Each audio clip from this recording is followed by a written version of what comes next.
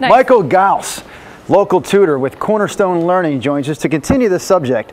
So let me ask you, if your child is one that does have homework and it's time to establish that routine again, Michael, what are some of the best suggestions up front? You know, first thing that we should be thinking daily, Monday through Friday, when it comes to getting that homework done.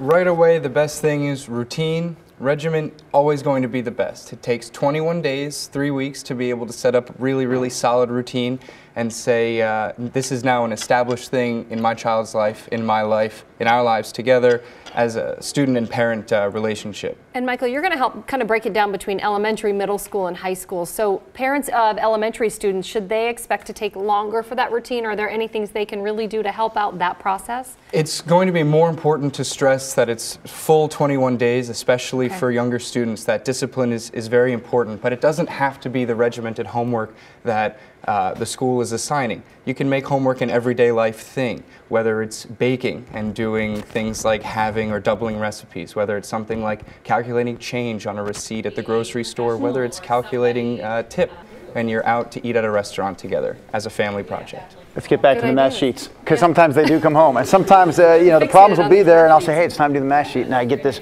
oh, I don't know how to do this. And then I get frustrated and go, why don't you know how to do this? Wasn't this taught in school? Yeah, but, so I start to help, and then I'm getting the heads going down, the pencil's getting thrown, then I get frustrated as a tutor. You are a tutor. Yes. You probably never lose your cool. Well, I have a lot of patience. And how do I not lose my cool, I guess is what I'm getting at. I want to have more patience in the homework process. I think the big thing there is to remember that, especially with mathematics, there's an absolute right and an absolute wrong, especially the younger ages you go. And addition and subtraction never go away. These are fundamentals that we need to have in our everyday lives.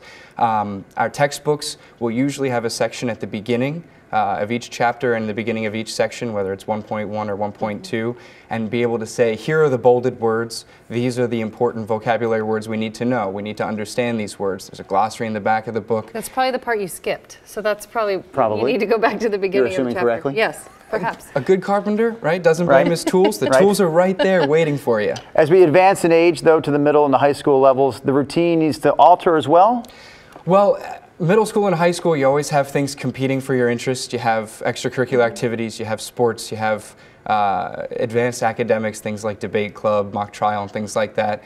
So for middle school, I would say it's important to remember that repetition is important to a small degree. Now, anyone who plays basketball understands that repetition is important, football, even piano lessons, that repetition is very important. What seems like busy work to you might be just that. It's important for the brain muscle memory. We have muscle memory in our brains as well as our bodies. It's important to stress that. And talking about stress, man, high school, you get up there, kids think they're, oh, I'm getting to high school level, I don't have as much to do, but I mean, that's the opposite. You've got sports, you've got friends, you've got all these hard classes to deal with. What is your best advice for high school students? High school students, it's really important to grasp the fundamentals. If you require less repetition to get those fundamentals, good for you. You're in a great place.